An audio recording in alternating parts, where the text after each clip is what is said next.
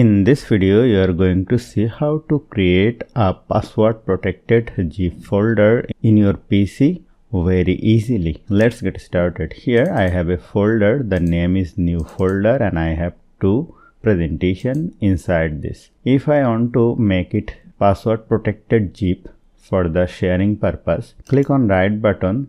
I have to click on this option add to archive. If you want to find this option, you should have the WinRAR software that is free. You can go any browser and you can write WinRAR free download. You can go to this website and from here you can download this software very easily and you can install it. Now click on right button, go to add to archive. Now here the archive format should be zip and select this option set password. Let me choose a password 1234 and again retype it 1234. Click on OK and click on OK.